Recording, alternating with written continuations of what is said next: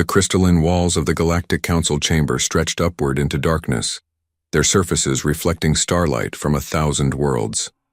Ambassador Chen Kai stood in the center of the vast room, his hands clasped behind his back, his face carefully neutral. Around him, arranged in a perfect circle, sat the representatives of 23 alien species. Each one looked down at him from their elevated platforms, and Chen could feel the weight of their judgment pressing against his shoulders. He had been summoned here with barely 6 hours' notice. The message had arrived while he slept in his quarters on the human embassy station, and the tone had been clear. This was not a request. The Galactic Council demanded his presence, and they demanded it immediately. Now he understood why. Arbiter Velshara floated above them all, her body made of pure energy that shifted between blue and violet. She was ancient beyond human comprehension, older than some of Earth's continents. When she spoke, her voice seemed to come from everywhere at once, resonating through the chamber like distant thunder. Ambassador Chen Kai of the human species, she began, and there was no warmth in her tone. You stand before this council to answer for the actions of your people. Humanity has violated the Treaty of Expanding Spheres. You have claimed systems in the Veil Nebula that were designated as contested space. This is unacceptable. Chen felt his jaw tighten, but he kept his expression calm. 47 years. That was how long humanity had been part of this galactic community.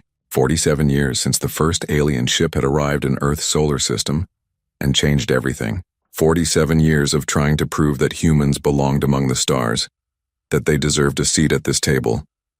And in all that time, the elder species had never let humanity forget that they were newcomers, children playing at politics while the adults talked. With respect, Arbiter, Chen said, his voice carrying clearly through the chamber.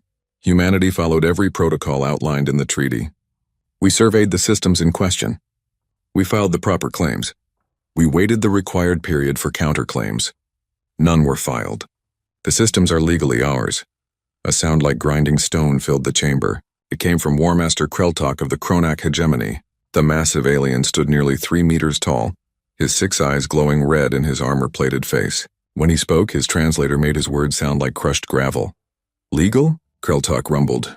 You speak of legality when you ignore 4,000 years of tradition. The Veil Nebula has always been buffer space between established powers. Your species arrived yesterday in galactic terms, and you think you can claim whatever you wish? Chen turned to face the Kronak representative directly. The treaty makes no exceptions for tradition. It outlines clear procedures, and humanity followed them. If the Kronak hegemony wished to claim those systems, you had ample opportunity to do so. We did not claim them because we respected the unwritten rules of galactic civilization, another voice cut in. This one belonged to Ambassador Threx of the Vindari Collective, a serpentine being whose scales shimmered with bioluminescent patterns. Something your species seems incapable of understanding. You colonize too quickly. You expand too aggressively. You show no respect for the established order. Chen had heard this complaint before. In every council meeting, in every diplomatic negotiation, the same theme emerged. Humanity needed to slow down, to stop pushing so hard, to accept their place at the bottom of the galactic hierarchy. The elder species had divided up the galaxy long before humans learned to make fire. They had their territories, their spheres of influence, their comfortable arrangements, and they did not appreciate humanity's refusal to simply accept the scraps they were offered. We respect the established order, Chen said carefully. We respect the laws that govern it. What we will not do is accept arbitrary limitations placed on us simply because we are new to this community. The treaty exists for a reason. If it needs to be changed, then let us debate those changes. But we will not be punished for following the rules as they are written. Velshara's energy form pulsed with what might have been irritation. Your words are noted, Ambassador. However, the Council has made its decision. Humanity will withdraw all claims to the systems in the Veil Nebula. You will remove any survey teams or preliminary settlements. You have 30 standard days to comply. And if we refuse... The words were out before Chen could stop them. The chamber fell silent. Several of the alien representatives shifted in their seats, their various forms of body language all conveying the same message. Shock that a human would dare to question the Council's authority. Kreltok's laugh was like an avalanche. If you refuse, then the Kronak hegemony will enforce the Council's decision. We have maintained peace in our region for millennia. We will not allow an upstart species to disrupt that peace. Is that a threat, War Master? Chen asked quietly. It is a promise, Kreltok replied. We have 500 warships in our fleet. How many do you have, human? 50, 100? You have been spacefaring for less than a century. Do you really wish to test your primitive technology against species who have mastered the stars for thousands of years? Chen looked around the chamber, meeting the eyes of each representative in turn. Some looked smug. Others looked uncomfortable. A few seemed genuinely regretful, but none of them spoke up in humanity's defense. None of them questioned whether it was right to threaten a member species simply for following the established rules. This was the truth of the Galactic Council, Chen realized. For all their talk of law and order and civilization, they were no different from any other political body. Power mattered more than justice. Age mattered more than reason, and humanity, young and small and weak, could be pushed around whenever the elder species found it convenient. We will convey your decision to our government, Chen said finally. His voice was flat, empty of emotion. But I cannot promise they will accept it. They will accept it, Belshara said, and now there was something like pity in her tone. Or they will face the consequences. We have seen many young species reach for power before they were ready. Some learned wisdom. Others learned pain. I hope humanity will choose the former path. The audience was over. Chen could feel it in the way the representatives began turning away, already moving on to other business. He had been dismissed, his concerns noted and ignored. He bowed slightly, a gesture of respect that felt hollow in his chest, and turned to leave the chamber. The walk back to the human embassy station took 20 minutes by shuttle. Chen sat alone in the passenger compartment, staring out at the stars streaming past. Axiom Prime was a marvel of ancient technology, an artificial world positioned in the void between spiral arms, perfectly neutral ground for galactic politics. It was beautiful and cold and utterly alien. Chen wondered if Earth would survive the next 30 days. When he arrived at the embassy, his aide was waiting with a secure communication channel already open. Admiral Yuki Tanaka's face filled the screen, her expression grave. I watched the session, Tanaka said without preamble. They're not going to back down. No, Chen agreed. They're not. Kreltok was clear. If we don't withdraw, the Kronak fleet will force us out, and the Council will let them do it. Tanaka was silent for a moment. She was in her 50s, her hair just beginning to gray, her face lined with the stress of command. She had joined the United Earth Space Command when it was first formed, had been there when humanity built its first interstellar ships, had commanded the defense of the outer colonies during the Raider attacks 5 years ago. If anyone understood what humanity was facing, it was her.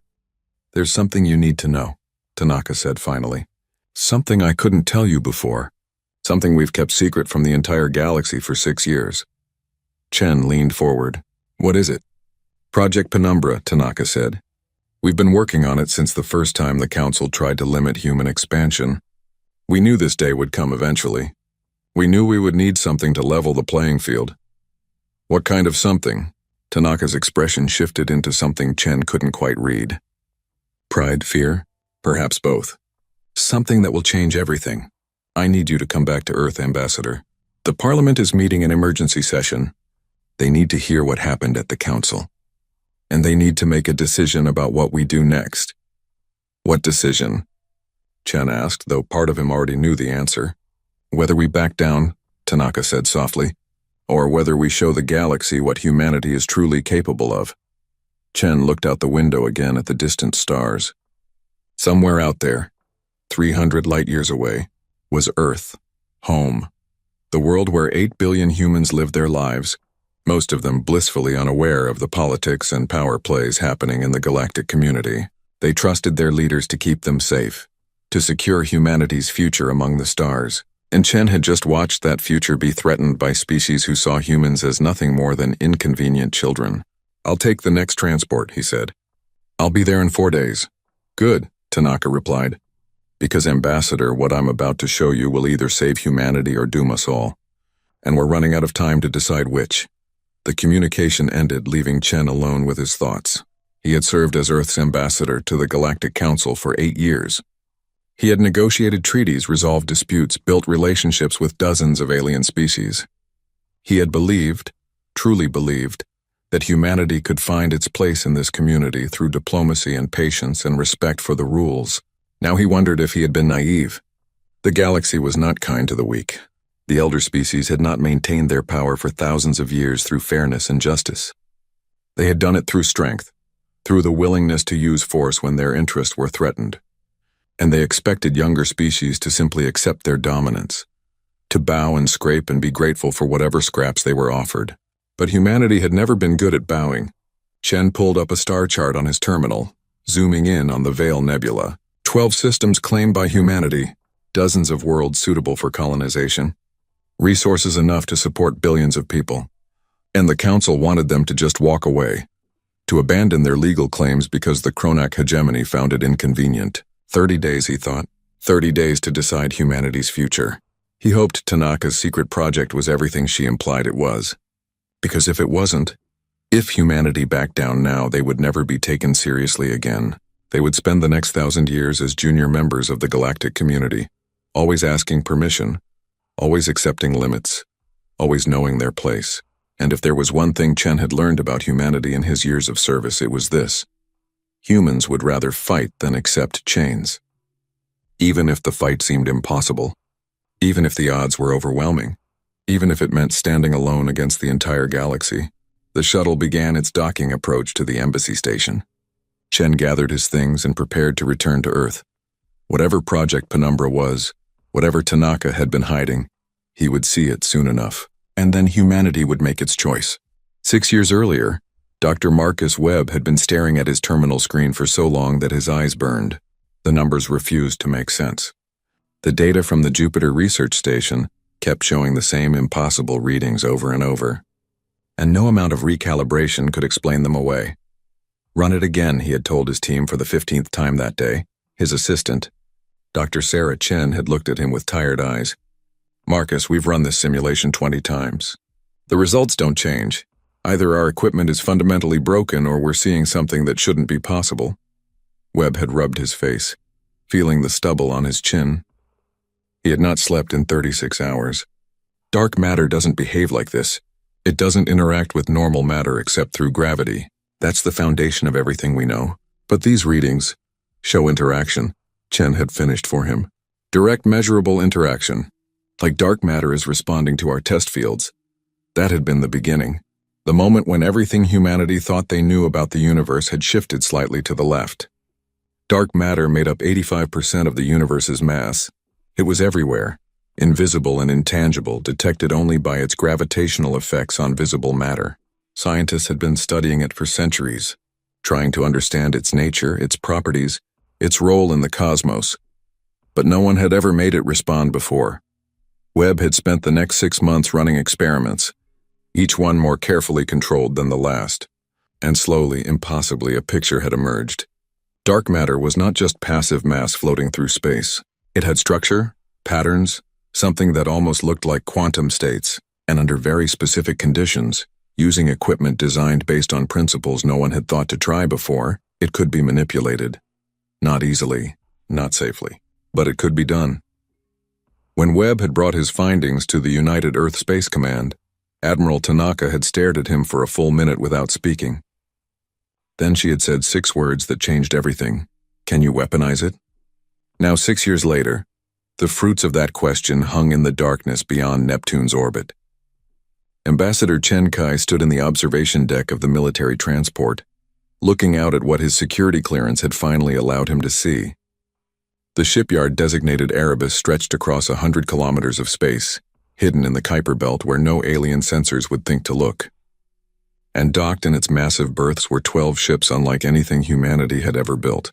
They were beautiful in a terrible way. Each one was nearly a kilometer long, their hulls smooth and black and utterly lightless. They did not reflect the distant sun. They did not glint with running lights or glow with engine heat. They seemed to absorb illumination itself, like holes cut in the fabric of space. Admiral Tanaka stood beside him, her hands clasped behind her back. The Penumbra-class warship, she said quietly. Project Penumbra's final product. 12 vessels that will either save humanity or destroy us. Chen could not look away from the ships. What am I looking at? The future, Tanaka replied. Or the end of everything. depending on how the next 30 days play out. She gestured, and holographic displays appeared in the air between them. Technical schematics, performance data, weapon specifications.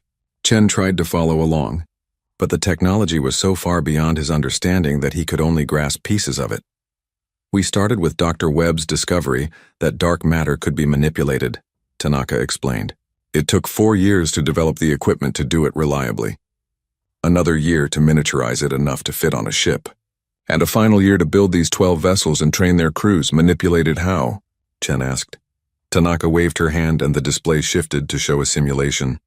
A spherical field appeared around one of the Penumbra ships, represented in false color as swirling patterns of gray and black. Dark matter is everywhere, she said. In this room, in your body, passing through the Earth right now. We're swimming in it, but normally we can't touch it.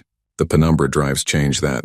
They create controlled fields that interact with dark matter, the way a magnetic field interacts with iron. Chen watched as the simulation showed the field intensifying, the dark matter patterns growing more complex. What does that accomplish? Everything, Tanaka said simply. Dark matter makes up most of the universe's mass. If you can control it, you can manipulate gravity itself. You can bend space, fold it, tear it. The Penumbra ships can phase in and out of normal space using quantum tunneling through dark matter fields. They can appear anywhere within a star system almost instantaneously. That's impossible, Chen breathed.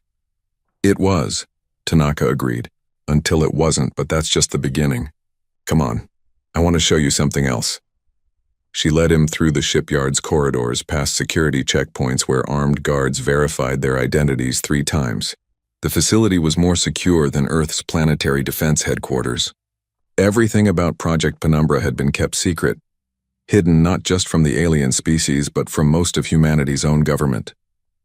Only the highest levels of military and civilian leadership had known what was being built out here in the darkness. They entered a testing chamber where a single weapon system had been mounted for demonstration purposes. It looked deceptively simple. A cylindrical device about 3 meters long, ringed with equipment Chen did not recognize. This is a dark matter lance, Tanaka said. The primary armament of every Penumbra ship. Each vessel carries 24 of them. What does it do? Tanaka's expression was grim. Watch. She triggered the demonstration and a target drone appeared in the center of the chamber, held in place by magnetic clamps. It was a standard military target, armored and shielded, the kind used to test conventional weapons. Chen had seen dozens destroyed in weapons tests over the years. The dark matter lance activated with no visible beam, no flash of light, no sound. One moment the target drone was there. The next moment it was collapsing inward, its hull crumpling like paper being crushed in an invisible fist. The implosion accelerated, the drone's mass condensing into a smaller and smaller space until it simply ceased to exist, leaving nothing behind but a faint ripple in space. Chen felt his stomach turn. What did I just see? Localized gravitational collapse, Tanaka said quietly. The lance creates a controlled dark matter field around the target. The field manipulates space-time itself, creating a gravity well so intense that matter cannot resist. The target implodes into a singularity and then evaporates. There's no explosion, no debris. The ship just stops existing. That's not a weapon, Chen said. That's a nightmare. Yes, Tanaka agreed, it is. And it's what we'll use if the Kronak fleet comes for us. Chen turned away from the empty space where the target had been. His mind was racing, trying to process the implications of what he had seen.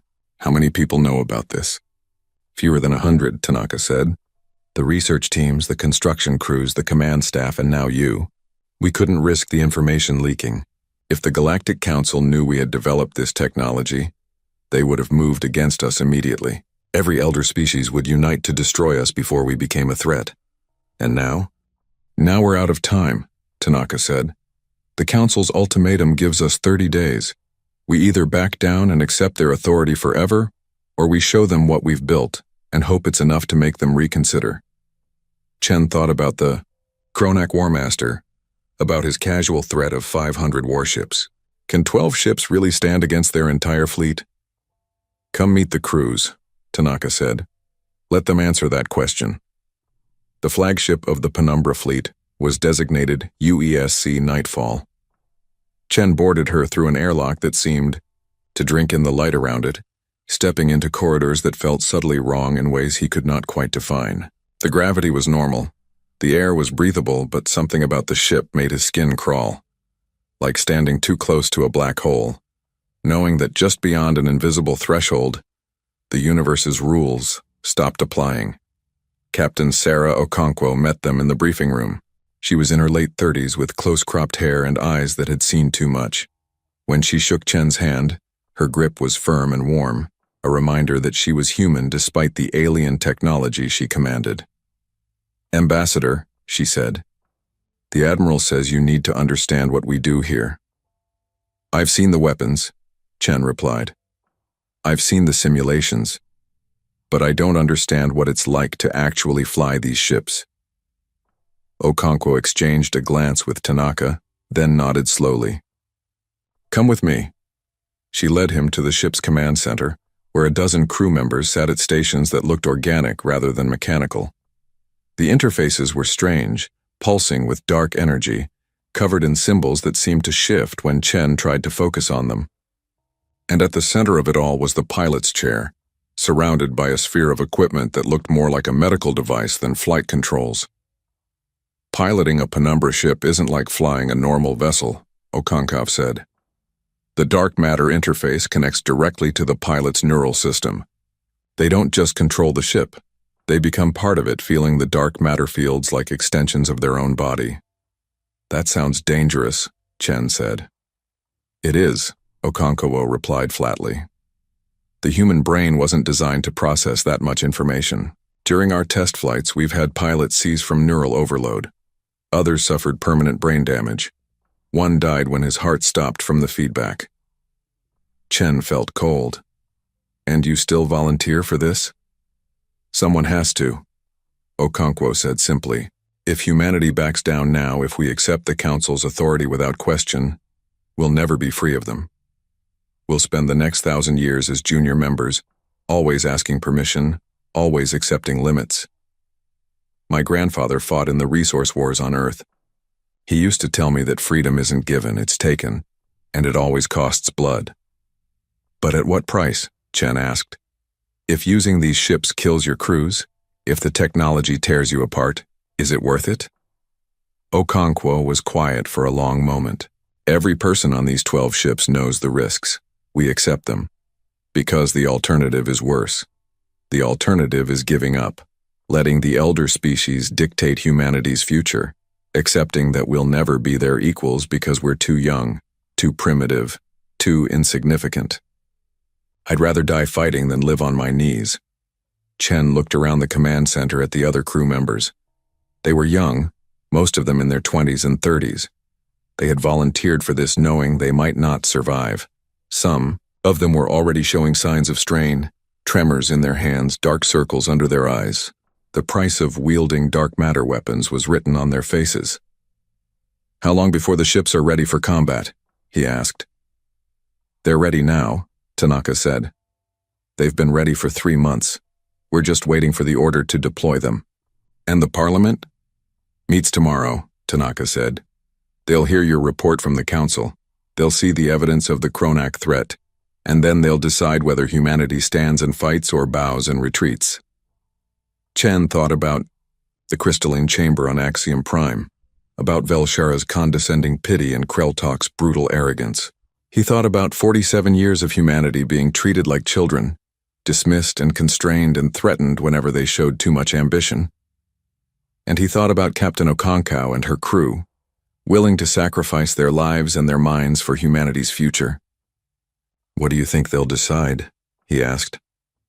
Tanaka looked out at the darkness beyond the viewport where the other 11 penumbra ships hung like sleeping predators. "I think they'll choose freedom," she said quietly. "Whatever the cost, because that's what humans do. We don't accept chains easily, we never have." Chen hoped she was right. But he also hoped that if Parliament chose to deploy these terrible weapons, humanity would still recognize itself when the fighting was done, because what he had seen today was power beyond imagination, power to reshape space itself, to delete enemy ships from existence, to stand against species that had ruled the galaxy for millennia. But power always came with a price, and Chen was beginning to understand that the price of dark matter weapons might be measured in more than just lives. It might be measured in humanity's soul. 29 days had passed since the Council's ultimatum. 29 days of debate in Earth's parliament, of diplomatic channels running hot with messages, of humanity watching and waiting to see if their leaders would choose defiance or submission. And in those 29 days, the Kronak hegemony had not been idle. War Master Kreltok assembled his fleet in the border systems, 500 warships that had maintained Kronak dominance for centuries. They were massive vessels, each one bristling with weapons that could crack a planet's crust or boil its oceans. The Kronak had fought and won 3 major wars in their long history. They had broken species that dared to challenge their authority. They were confident in their power, certain of their victory. The Galactic news networks covered the deployment with breathless commentary. Analysts predicted how quickly the Kronak would crush human resistance. Betting pools emerged among various species, wagering on how many hours humanity would last. Some gave humans credit for stubbornness and predicted they might hold out for a full day.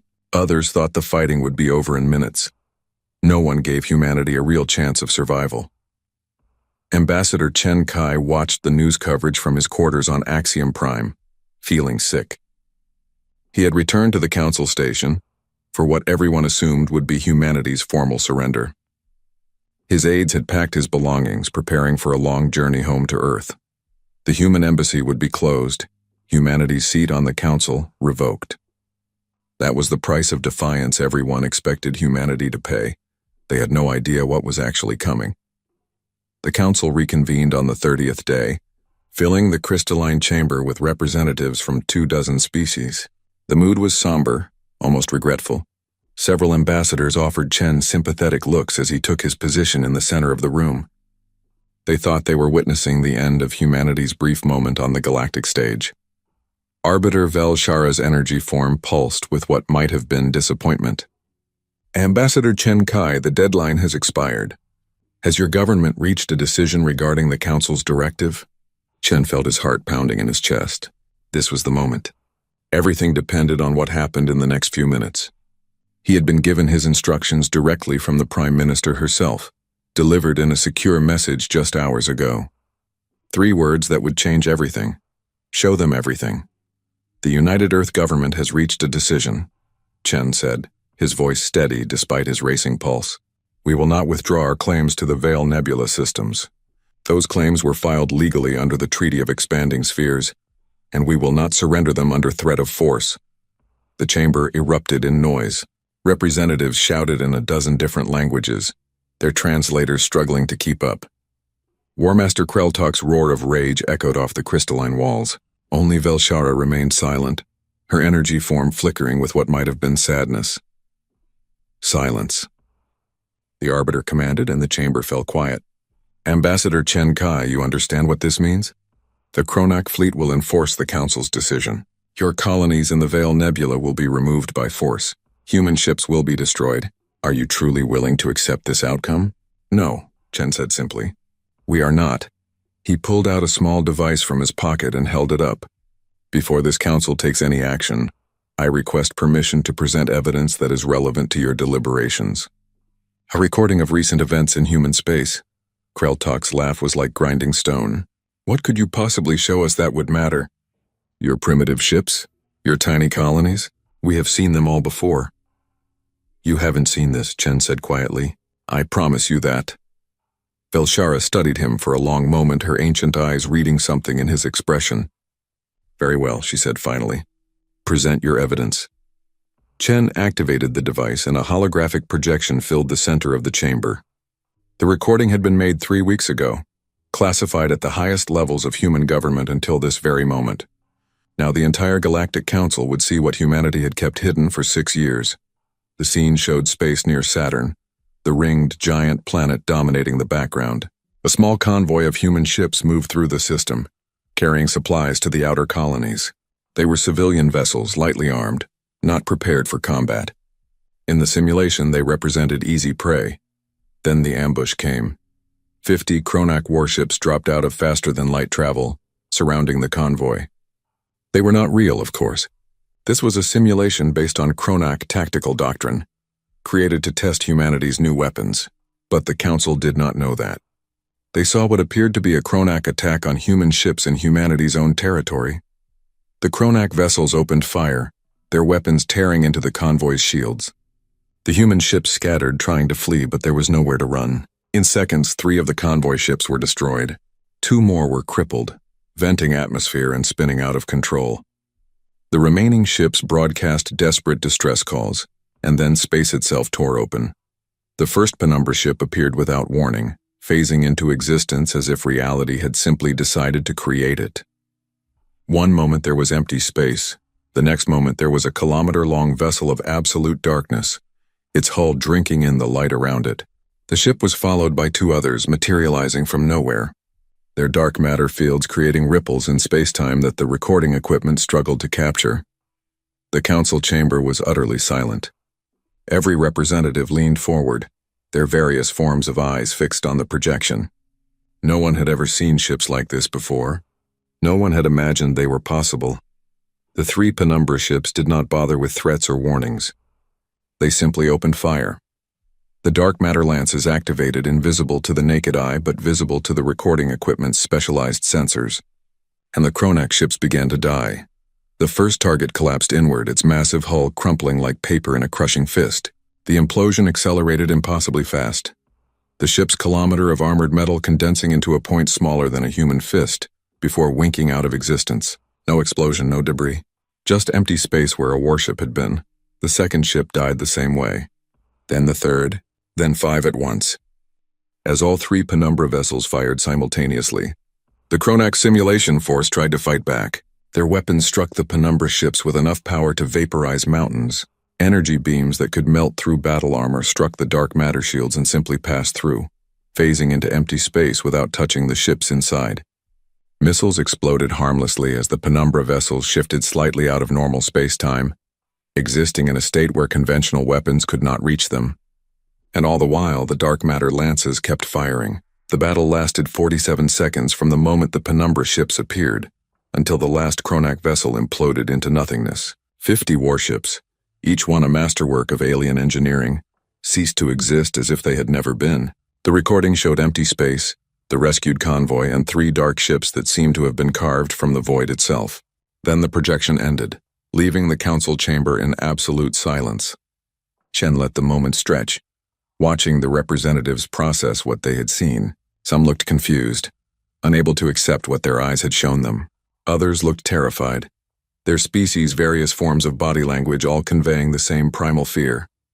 A few looked calculating, already trying to determine what this meant for the balance of galactic power. War Master Kreltok was the first to speak, his voice shaking with rage. "This is a trick, some kind of human deception. No species could develop such technology so quickly." "It is not a trick," Chen said calmly. "The engagement you witnessed was a simulation conducted 3 weeks ago in the Saturn system.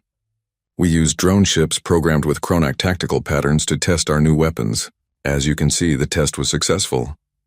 "Impossible!" Ambassador Threx hissed, his scales flashing with agitation. "Dark matter cannot be weaponized.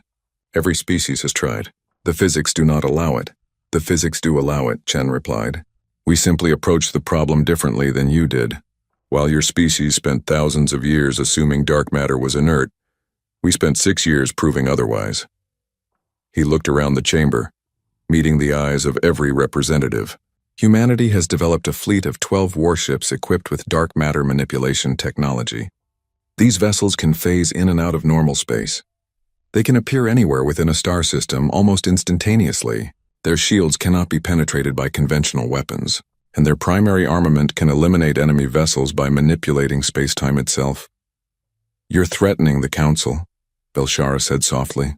Her energy form had dimmed, as if the revelation had drained something from her. "You're saying you will use these weapons against us?" "No," Chen corrected. "I'm saying we have the capability to defend ourselves. The Kronak hegemony threatened to send 500 warships to remove our colonies by force. We are informing the Council that such an attack would be unsuccessful and costly." Kreltok roared, rising from his seat. You dare threaten the Kronak hegemony with your cursed weapons. We will bring our entire fleet against you. We will crush your species and scatter your atoms across the void." You are welcome to try, Chen said quietly. But before you do, consider what you saw in that recording. 3 Penumbra ships eliminated 50 Kronak vessels in less than a minute. We have 12 such ships currently deployed throughout human space, and we have the capability to build more if necessary.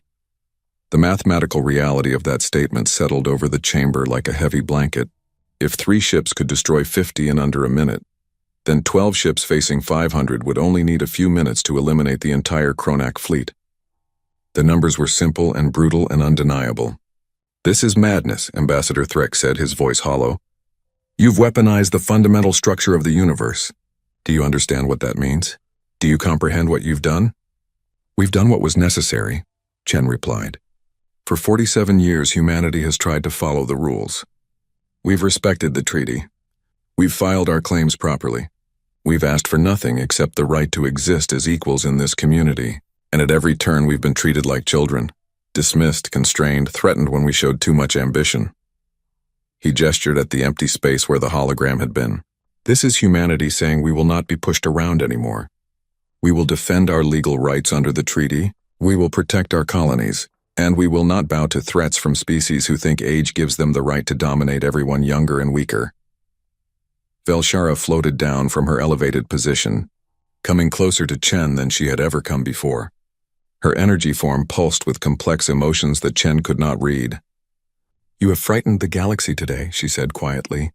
Every species in this chamber is now afraid of humanity. Is that truly what you wanted? Chen thought about Captain Okonkwo and her crew, about the young men and women who had volunteered to interface with dark matter weapons despite the risks.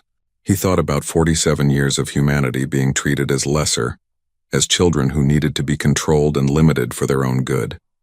And he thought about the 12 systems in the Veil Nebula, where human families were building homes and futures. What we want, he said firmly, is to be left alone to build our civilization without interference. What we want is for the Council to respect its own laws instead of making exceptions whenever it's convenient. What we want is to be treated as equals, not as children who need to be punished when they step out of line. He paused, letting his words sink in. But if the price of that equality is fear, then yes, we accept that price. Better to be feared and free than liked and chained. The silence that followed was absolute and terrible. It was the silence of a galaxy realizing that the rules had changed, that the comfortable hierarchy of elder and younger species had been shattered by 12 dark ships and weapons that bent the universe itself. Finally, Velshara spoke. The Council will need time to consider this development. The directive regarding the Veil Nebula is suspended pending further deliberation. It was not a victory. It was not even an acknowledgement that humanity had been right all along. But it was a retreat. The first time in recorded history that the Galactic Council had backed down from a decision because a younger species had proven strong enough to resist. Chen bowed, a gesture of respect that no longer felt hollow. Humanity thanks the Council for its wisdom. We remain committed to peaceful coexistence with all species, but we will defend our rights under galactic law. We hope that will be understood and respected. As he left the chamber, Chen could feel the eyes of every representative following him. Some looked at him with hatred, others with fear, a few with something that might have been reluctant respect, but none of them looked at him with condescension anymore. None of them saw humanity as children to be managed and controlled. They saw equals, dangerous equals perhaps, frightening equals, but equals nonetheless, and that, Chen thought, was worth every risk humanity had taken. War Master Kreltok stood in the command center of his flagship, the Hammer of Dawn, and watched the reports flood in from across the Kronak hegemony. The Council's suspension of their directive had been broadcast to every species in the galaxy within hours. And with it had come the recording of the human weapons demonstration, spreading like wildfire through diplomatic channels and news networks. His people were calling for blood. 4,000 years of Kronak dominance in their region of space. 4,000 years of other species bowing before their military might. And now these humans, these children who had barely learned to walk among the stars, dared to threaten them with weapons that should not exist. Kreltok's 6 eyes burned with rage as he watched the recording for the 100th time. 50 warships destroyed in 47 seconds, not defeated in honorable combat, but simply erased from existence like they had never been. The insult burned worse than the loss. The Kronak did not run from battle. They did not retreat from challenges. They did not accept fear as a reason to back down. Warmaster, his second-in-command, spoke carefully. The Council has suspended the directive. If we proceed with military action, we will be acting without their authority. The Council has shown weakness, Kreltok growled. They allowed themselves to be intimidated by a recording. They did not consider that the humans might be bluffing, that their demonstration might have been their only ships, their only weapons. We will not make that mistake. He turned to face his command staff, all of them loyal Kronak who had served with him for decades. Prepare the fleet, all 500 ships. We will advance into the Veil Nebula and remove the human presence by force. If their dark matter ships appear, we will overwhelm them with numbers. Even if the recording was genuine, they showed only 3 vessels. We have 500. They cannot be everywhere at once. His second-in-command hesitated. Warmaster, if we lose, we will not lose, Kreltok said flatly. The Kronak have never lost, and we will not start now because of human tricks and deceptions. Ready the fleet. We advance in 6 hours. The news of the Kronak fleet's movement reached Earth before the ships had even fully mobilized. Intelligence sensors detected the massive energy signatures as 500 warships prepared for faster-than-light travel. Within minutes, Admiral Tanaka was in emergency conference with the Prime Minister and the military command staff. They're coming, Tanaka said without preamble. Kreltok refused to back down. The entire Kronak fleet is preparing to jump into the Veil Nebula. Prime Minister Sarah Rodriguez looked tired. She had aged 10 years in the past month, the weight of leading humanity through its first major galactic crisis pressing down on her shoulders. Can we stop them? Yes, Tanaka said simply, but at a cost. The Penumbra ships are ready for deployment. But you need to understand what you're authorizing. This won't be a demonstration. This will be real combat, and Kronak crews will die, possibly thousands of them. And if we don't stop them? Rodriguez asked. If we let them drive us out of the Veil Nebula? Then everything we've built, everything we've sacrificed will be for nothing, Tanaka replied. We'll have shown the galaxy our weapons, but proven we lack the will to use them. Every species will know they can challenge us as long as they're willing to call our bluff. Rodriguez was silent for a long moment. What about our casualties? Tanaka's expression darkened. The Penumbra crews understand the risks. They've trained for this, but neural feedback from extended combat operations could be severe. We could lose pilots to seizures or brain damage.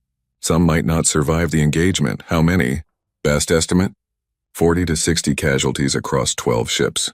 Maybe more if the battle lasts longer than our simulations predict. The Prime Minister closed her eyes. When she opened them again, they were hard with resolve.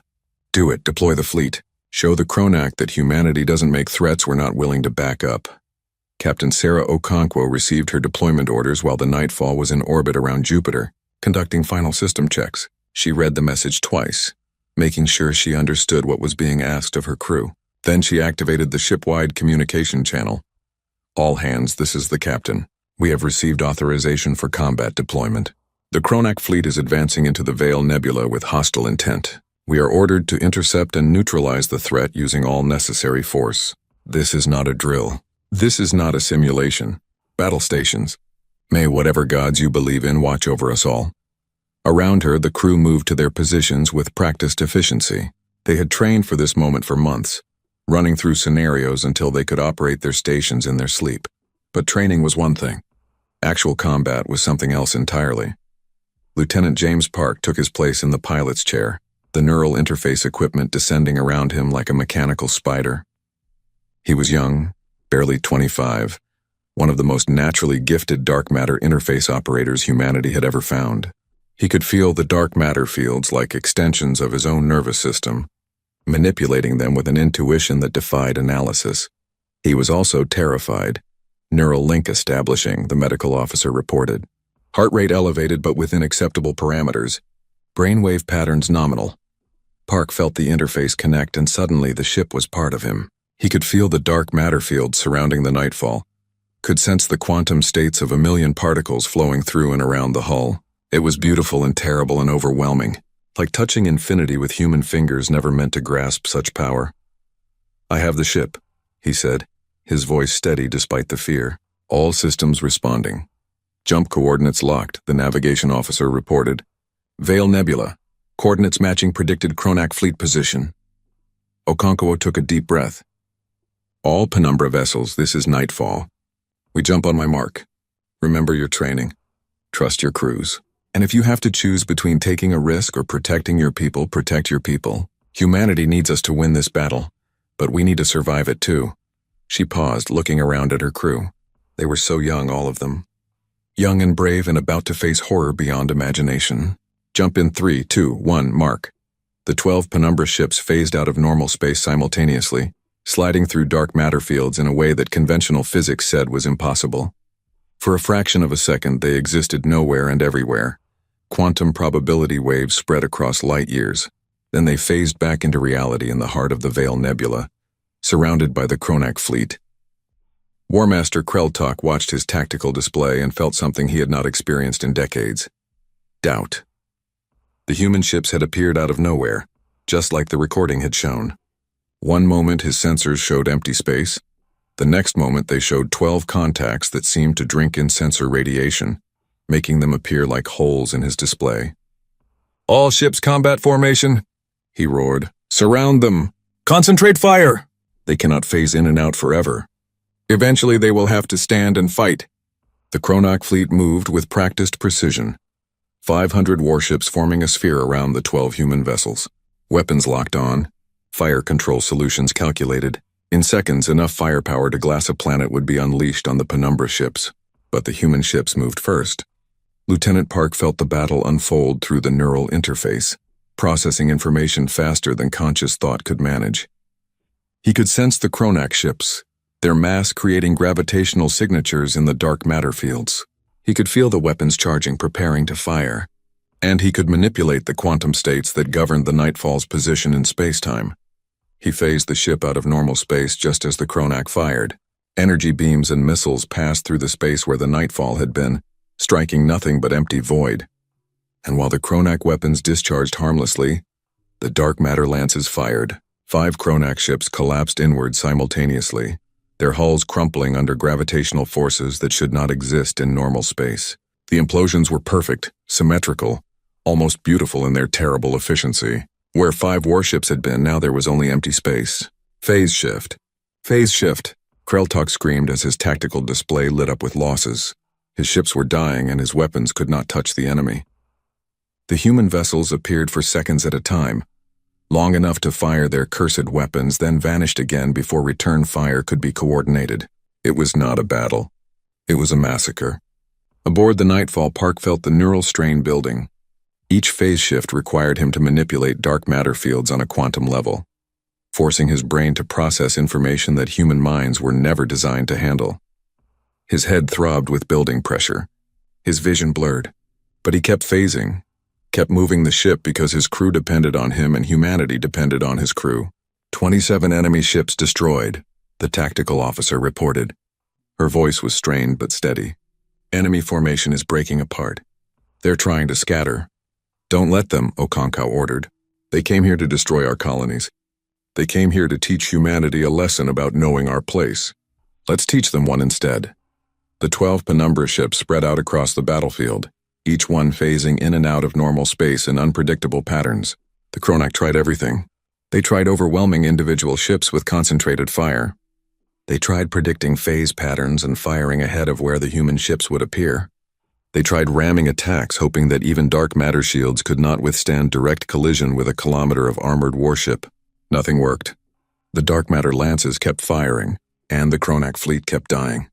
Park felt something warm running down his face and realized his nose was bleeding. The neural feedback was getting worse, pressure building behind his eyes like his skull was too small to contain his swelling brain. He heard someone screaming and realized it was the navigator.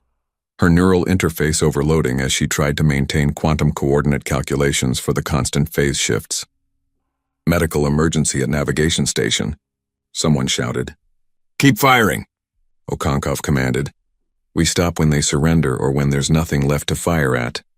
The battle lasted 15 minutes from first contact to the moment when War Master Kreltok broadcast his surrender. 15 minutes in which the pride of the Kronak hegemony was broken against weapons they could not understand and could not fight. 203 warships had been destroyed. Another 97 were crippled, drifting helplessly with their systems offline. The remaining vessels had stopped fighting. their crews too shocked to continue. "This is War Master Kreltalk to the human fleet," the transmission came through. Kreltalk's voice was hollow, emptied of the rage and pride that had filled it before. "We surrender. We accept defeat. Please, stop the killing." Okonkwo stood in the center of the Nightfall's command center, surrounded by her battered crew. The navigator had been carried to medical, still seizing from neural overload. The helmsman was conscious but barely, blood running from his nose and ears. Lieutenant Park sat slumped in the pilot's chair, his eyes unfocused, his hands shaking uncontrollably. They had won. They had proven that humanity could stand against the elder species, that dark matter weapons could protect human worlds and human people. But the cost was written on every face around her. "All ships cease fire," she ordered quietly. "Accept the Kronak surrender. Medical teams report casualties." The reports came in over the next minutes, each one another weight on Okonkwo's shoulders. Across the 12 Penumbra ships, 43 crew members were dead or dying from neural feedback. Another 72 were seriously injured. The ships themselves were intact. Their dark matter shields and quantum drives had performed flawlessly. But the human minds operating those systems had paid the price. Admiral Tanaka's face appeared on the communication screen, transmitted from Earth. "Captain, the battle is being broadcast across the galaxy. Every species with sensors in the region picked up the engagement. The Galactic Council is watching." "What's your status?" "We've won, Admiral," Okonkwo said. Her voice sounded distant to her own ears. "The Kronak fleet has surrendered, but our casualties are higher than projected. 43 dead, 72 seriously wounded. We need immediate medical evacuation for the critical cases." Tanaka's expression was grim. "Evacuations are already en route. Captain, you've done what no other human force has ever done. You've defeated a fleet that has dominated its region for thousands of years. The galaxy will never look at humanity the same way again." Okonkwo looked around at her crew, at the empty stations where people had died, at the injured being carried to medical, at Lieutenant Park, who had flown the Nightfall through impossible maneuvers and might never fully recover from the neural strain. "Yes, Admiral," she said softly. "I know." 6 months after the Battle of Crimson Vale, Ambassador Chen Kai stood in the memorial garden on Earth, looking at the wall of names. 43 people had died operating the Penumbra ships during that 15-minute engagement.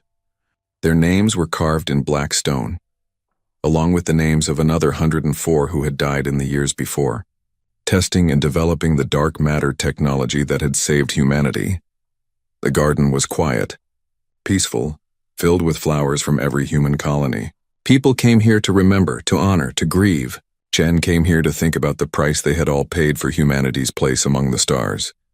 "I thought I might find you here," a voice said behind him. Chen turned to see Admiral Tanaka approaching. She looked older than she had 6 months ago. The stress of commanding humanity's military forces during their first major galactic conflict had left its mark. But there was also something else in her expression now. Something that might have been hope. "Just paying my respects," Chen said. "I never met most of these people, but they died because of decisions I helped make. Because we chose to stand and fight rather than back down." Tanaka stood beside him, looking at the names on the wall. They died so humanity could be free. Every one of them knew the risks. Every one of them volunteered anyway. "That means something, Chen, that matters. Does it?" Chen asked. "I've been asking myself that question for 6 months. We proved that humanity can fight. We proved that we can defend ourselves against species that have been spacefaring for millennia. But what did we become in the process?" "What do you mean?"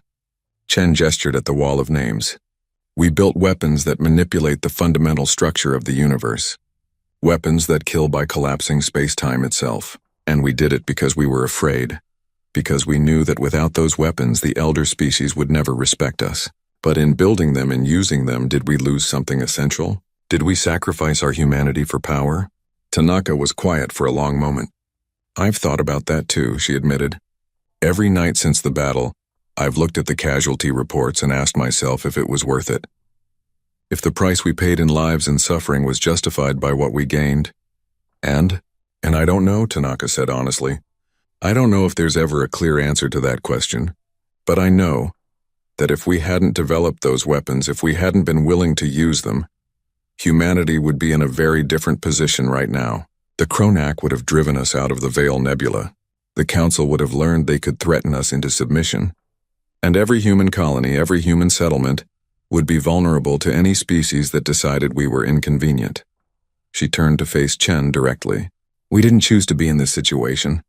We didn't ask for the galaxy to be ruled by elder species who treat younger races like children. We tried diplomacy. We tried following the rules. And it wasn't enough. So we built weapons that would make them take us seriously. Was it right? I don't know. But it was necessary. Chen thought about the Galactic Council chamber, about the silence that had followed the weapons demonstration, about the fear in the representatives' eyes when they realized humanity had become dangerous. The galaxy is afraid of us now. Yes, Tanaka agreed. They are. But fear is better than contempt.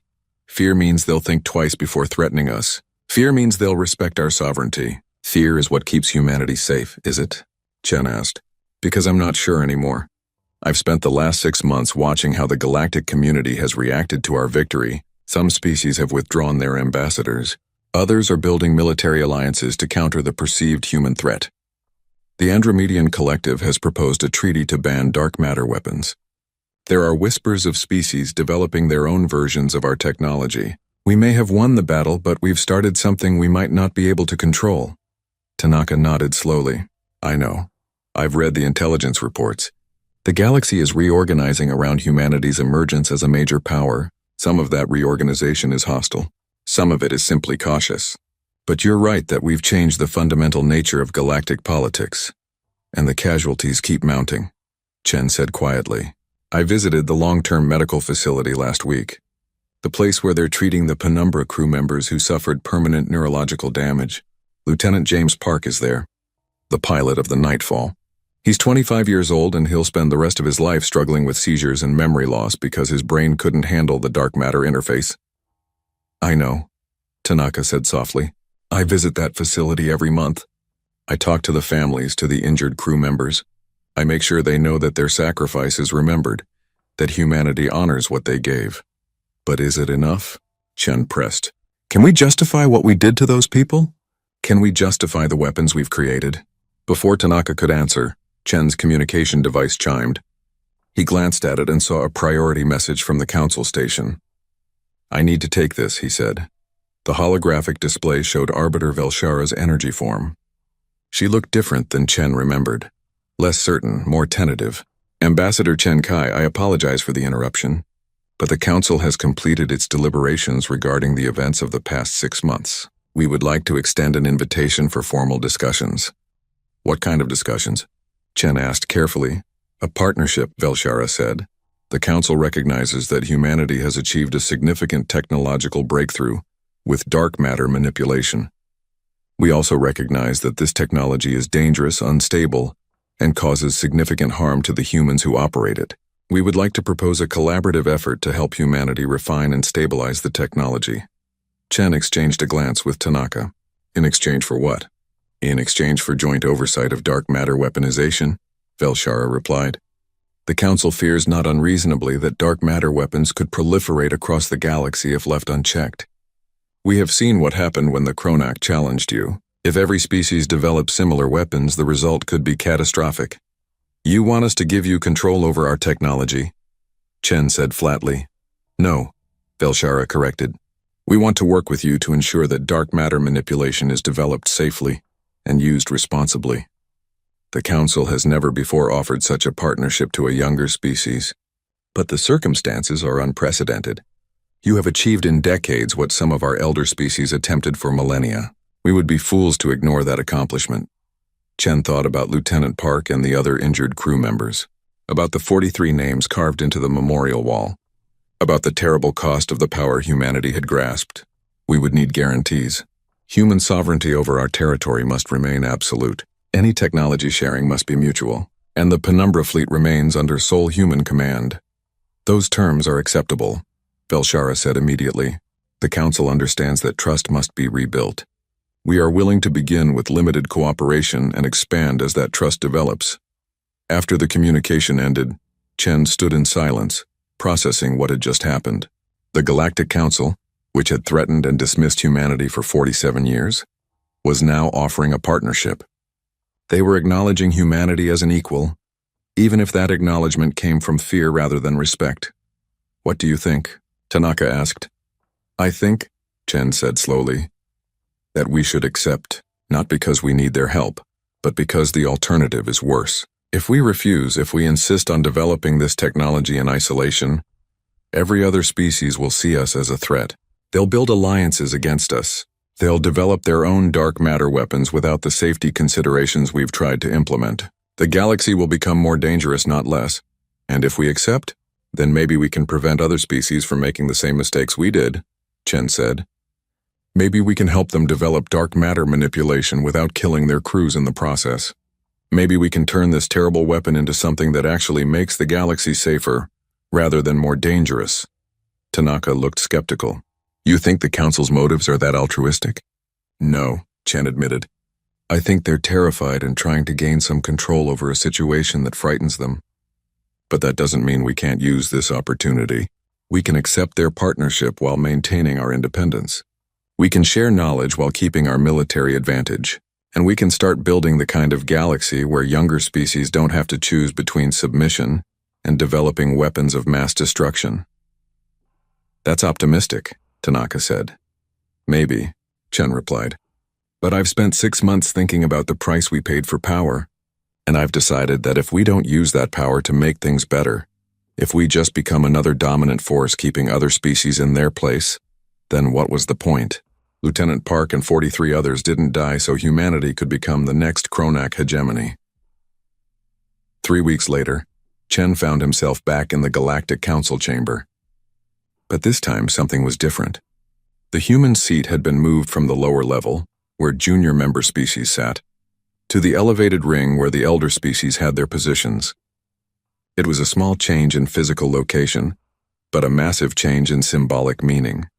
Humanity was no longer at the bottom of the hierarchy. Chen stood at the center of the chamber, watching as representatives from 5 elder species presented a proposal for the Joint Dark Matter Research Initiative. It was ambitious, calling for shared facilities, combined research teams, and mutual oversight of all dark matter weapons development. The proposal included provisions to help humanity reduce the neural strain on Penumbra crew members, using ancient bio-neural interface technology that some species had developed over millennia. When the presentation ended, Belshara turned to Chen. "Ambassador, we await humanity's response."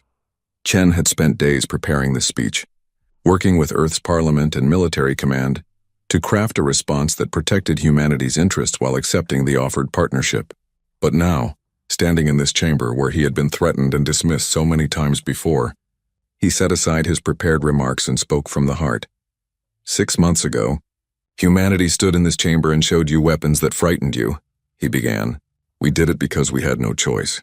For 47 years we tried to earn your respect through diplomacy and cooperation. For 47 years we were treated like children who needed to be controlled and limited. And when we claimed territory that was legally ours under the Treaty of Expanding Spheres, we were threatened with military action." He looked around at the assembled representatives. "We could have backed down. We could have accepted our place as junior members of this community, always asking permission, always accepting limits. But humanity has never been good at accepting chains, so we built weapons that would force you to take us seriously. And in the Battle of Crimson Vale, we proved that those weapons worked. But victory came at a cost," Chen continued. 43 people died operating those weapons. 72 more were seriously injured. And in the 6 months since, I've watched how the galaxy has reacted to our emergence as a power. Some of you are afraid. Some of you are angry. Some of you are planning how to counter the threat we represent." He paused, letting his words sink in. "The Council offers us a partnership, a chance to work together to make dark matter technology safer and prevent its proliferation. Some of my colleagues believe we should refuse. They argue that accepting your help means accepting your control, that we should maintain our independence no matter the cost. But I've spent 6 months thinking about the price of that independence. I've visited the medical facilities where our injured crew members are being treated. I've looked at the wall of names of those who died developing and using this technology, and I've realized that power without purpose is just destruction. We didn't develop these weapons to dominate others. We developed them to protect ourselves, to ensure that humanity would never be vulnerable to the whims of elder species again." Chen's voice grew stronger, So yes, we accept your partnership, but we accept it on specific terms. Human sovereignty over our territory remains absolute. Technology sharing is mutual and transparent. The Penumbra fleet remains under sole human command, and any joint research initiative includes provisions for other younger species to participate, because we don't want to become the next dominant force that treats others the way we were treated. We learned something in the past 6 months, he concluded. We learned that respect can be earned through strength. But we also learned that strength without wisdom is just tyranny. Humanity doesn't want to rule the galaxy. We want to live in a galaxy where every species, young or old, powerful or weak, is treated with dignity and respect. If this partnership can help create that kind of galaxy, then we're willing to try. The chamber was silent when he finished. Then Velshara's energy form pulsed with what might have been approval. The Council accepts your terms, Ambassador. Let this be the beginning of a new era in galactic relations. 20 years later, Captain Sarah Okonkwo stood on the observation deck of the Nightfall, now serving as her flagship of the joint human-galactic dark matter research fleet. The ship had been rebuilt, incorporating technology from a dozen different species. The neural interface that had nearly killed Lieutenant Park had been replaced with bioneural systems that reduced strain by 97%. The casualty rate for dark matter operations had dropped from 40% to 3%. It was still too high. Every loss still hurt, but it was better. Park himself stood beside her, now serving as the chief instructor for new dark matter interface operators. The seizures had been controlled with medical treatment. The memory loss had been partially reversed. He would never fully recover from what he had sacrificed in the Battle of Crimson Vale, but he had found purpose in teaching others how to operate the technology safely. New class of trainees reporting next week, Park said. Mixed species group this time. Humans, Vindari, Luminar, even a couple of young Kronak. Kronak? Okonkwo asked in surprise. Things have changed, Park said with a slight smile. After we defeated their fleet, the younger generation of Kronak started questioning their traditions. Some of them see humanity's success and want to understand how we did it. The War Master's son is in the new class, actually. Says he wants to learn from the species that taught his father humility. Okonkwo thought about that 15-minute battle 20 years ago. About the Kronak ships collapsing into nothing under the dark matter lances. About her crew dying from neural feedback. About War Master Kreltalk's hollow voice as he surrendered. It had been brutal and terrible and necessary, but perhaps some good had come from it after all. Her communication device chimed, showing a message from Ambassador Chen Kai. He was retiring after 30 years of service, and he wanted her to know that his last act as ambassador had been to propose the expansion of the Dark Matter Research Initiative to include open enrollment for all species, not just those with council approval. The proposal had passed unanimously. Okonkwo smiled as she read the message. Chen had been right all those years ago. Power without purpose was just destruction. But power used wisely, power shared carefully. Power directed toward building something better than what came before, that could change everything. She looked out at the stars, at the galaxy that humanity had fought so hard to survive in. They had built weapons that bent the universe itself to their will. They had proven that youth and determination could overcome age and arrogance. They had earned their place among the elder species through strength and sacrifice, but more importantly, they had used that strength to make things better. Not just for humanity, but for everyone. Admiral Tanaka's words from 20 years ago echoed in her memory. We didn't win the right to stand alone. We won the right to stand as equals. And in standing as equals, humanity had helped reshape what that equality meant. The galaxy was still dangerous. There were still conflicts, still species who sought dominance, still problems that could not be solved with dark matter weapons or technological innovation. But it was better than it had been. More just, more fair, more willing to give younger species a chance to prove themselves without demanding they bow first. The Battle of Crimson Vale had been 20 years ago. 43 people had died that day, and 104 more before that. Their names were carved in stone on Earth, remembered and honored. They had paid the price for humanity's freedom, for the right to exist as equals among the stars. Okonkwo hoped they would have been proud of what humanity had built with that freedom. In the Galactic Council chamber, now expanded to include seats for 15 additional species who had been granted equal status in the 20 years since humanity's emergence. Velshara floated above the assembled representatives and allowed herself something she rarely permitted. Hope. She had watched the rise and fall of 100 species over her long existence. She had seen civilizations that achieved greatness and then collapsed into tyranny. She had seen younger species crushed by elder powers who feared change. She had seen the cycle repeat again and again, violence and domination and fear. But perhaps, just perhaps, humanity had broken that cycle. They had achieved power not through conquest but through innovation. They had used that power not to dominate but to build partnerships.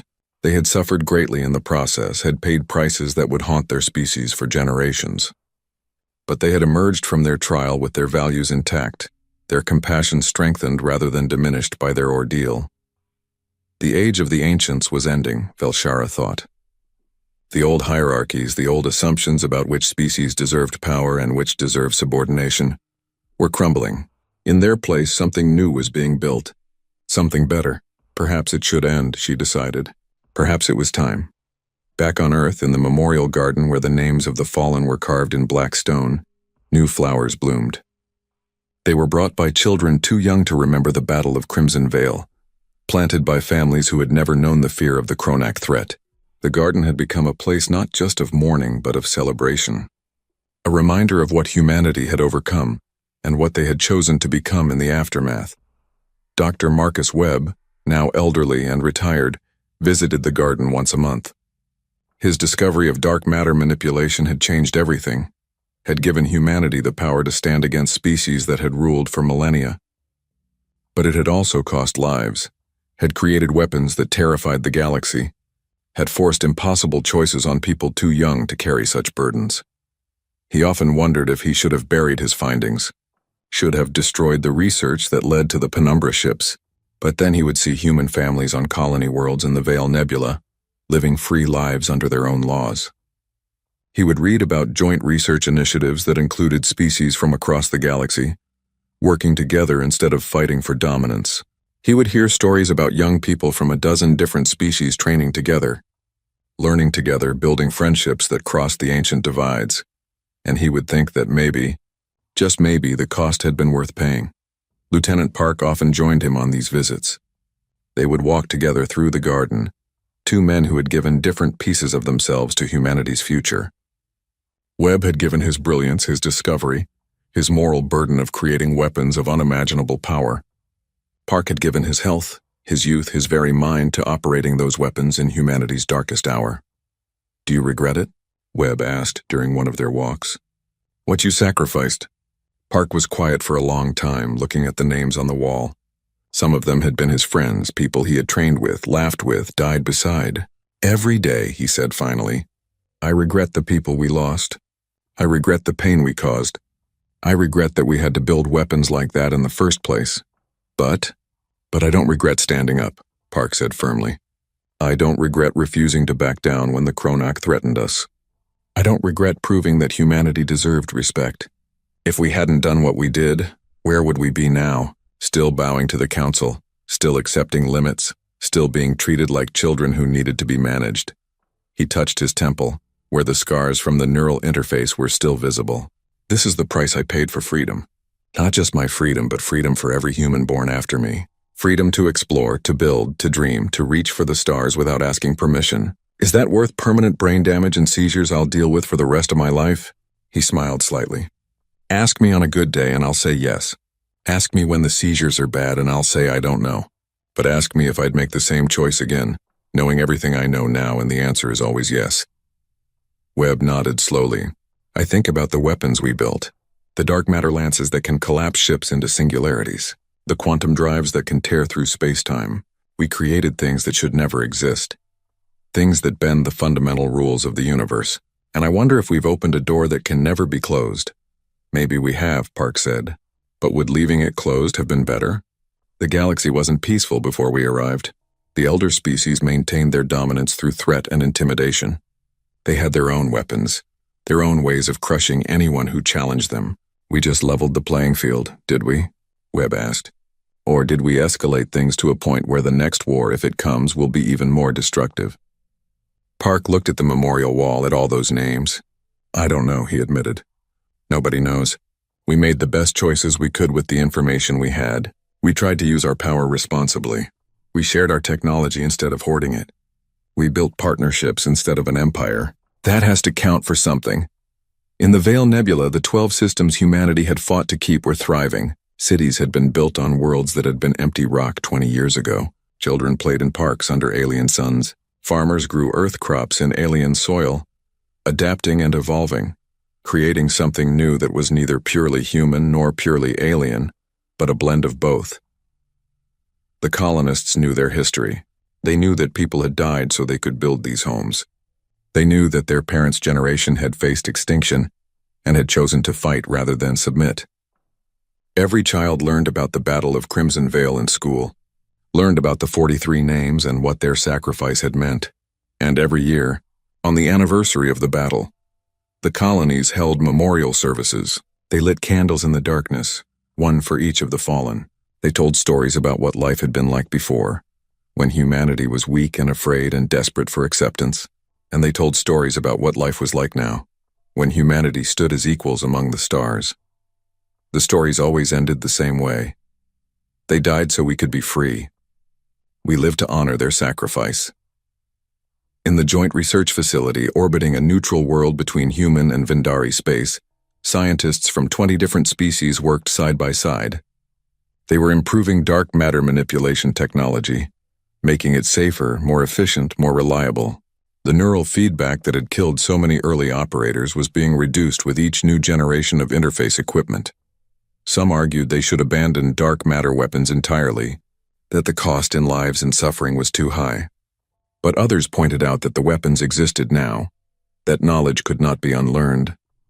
Better to make them safer, they argued, than to pretend they didn't exist. The debate continued as it had for 20 years, and probably would for 20 more. There were no easy answers. There never had been, but in the meantime, the work continued. Young engineers learned from old veterans. Different species shared techniques and insights that no single civilization could have developed alone. And slowly, carefully, they built something that might eventually become truly safe. Or at least safer than what had come before. Ambassador Chen Kai spent his retirement writing. He was compiling a history of humanity's first 50 years in the galactic community, from first contact through the Battle of Crimson Vale and beyond. It was difficult work, forcing him to relive decisions that still haunted him, to examine choices that had no clear right or wrong answers. He interviewed everyone he could find who had been involved. Admiral Tanaka, now also retired, who talked about the impossible burden of commanding weapons that killed their own operators. Captain Okonkwo, who described what it felt like to watch her crew die while victory was being achieved. Dr. Webb, who wrestled with the moral implications of his discovery. Lieutenant Park, who lived every day with the consequences of his sacrifice. And the families of the fallen, who had lost sons and daughters, mothers and fathers, friends and lovers to humanity's desperate gamble for survival. The book would be called The Price of Equality, and Chen hoped it would serve as both a memorial and a warning. A memorial to those who had paid the cost, a warning to future generations about the true expense of power. In his introduction, he wrote, "We won our place among the stars through strength and sacrifice. We proved that youth and determination could overcome age and arrogance. We forced the galaxy to treat us as equals rather than children. But we must never forget what that equality cost. We must never forget the 43 names, and the 104 before them. We must never forget that power without wisdom is tyranny, and that strength without compassion is cruelty. We fought for the right to be free. Now we must earn the right to be worthy of that freedom." 20 years after the battle, the galaxy was different. Not perfect, not peaceful, but different in ways that mattered. Younger species were no longer automatically dismissed. The Treaty of Expanding Spheres was enforced fairly instead of being ignored when convenient for elder species. The Council had been reformed to give more representation to newer members. And humanity, the species that had arrived yesterday in galactic terms, had become one of the voices that others listened to. Not because they were the oldest, not because they were the wisest, but because they had proven they would stand up for what they believed in, even when the cost was terrible. Even when the price seemed too high, even when backing down would have been easier and safer and more comfortable. Captain Okonkwo stood on the bridge of the Nightfall. now more a research vessel than a warship, and thought about the long journey from that desperate 15-minute battle to where humanity stood today. The ship still carried its dark matter lances, still maintained its quantum drives and phase shift capabilities. But they hadn't been fired in anger in 20 years. She hoped they never would be again. But if they were needed, if some new threat emerged, if humanity's freedom was challenged once more, she knew the Penumbra fleet would be ready. The crews were better trained now, better protected, better prepared for the strain of operating dark matter weapons. They wouldn't pay the same terrible price her generation had paid, or at least, the price would be lower. Her communication console chimed with a message from Earth. The latest class of dark matter interface operators had graduated from training. 43 new pilots, one for each of the fallen from the Battle of Crimson Vale. It was a tradition that had emerged over the years, ensuring that the number of trained operators always honored those who had died earning humanity's freedom. Okonkwo approved the message and forwarded the new assignments. Then she turned back to the viewport, looking out at the stars that humanity had fought so hard to claim as their own. Somewhere out there, in colonies and cities and ships scattered across hundreds of light years, 8 billion humans lived their lives. Most of them would never know the names of the people who had died to protect them. Most of them would never understand the impossible choices that had been made on their behalf. Most of them would simply live, work, love, dream, and die under the stars, taking their freedom for granted the way children take their parents' sacrifices for granted. And that was okay, Okonkwo thought. That was the whole point. They had fought so that future generations wouldn't have to. They had paid the price so that others could live free. The memorial garden would remember. The history books would remember. And people like her, the ones who had been there, who had lived through those desperate days, would remember. That was enough. In the Galactic Council chamber, Velshara prepared to step down from her position as arbiter.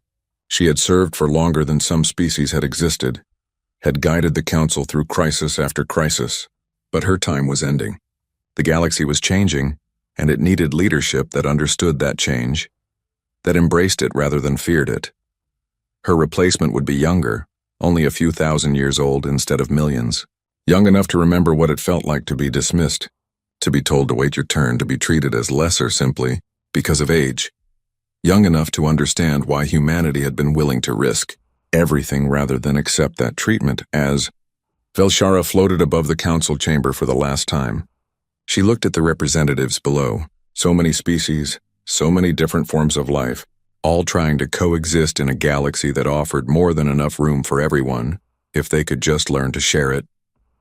Humanity had taught them that sharing didn't mean submission, that equality couldn't be given, only taken.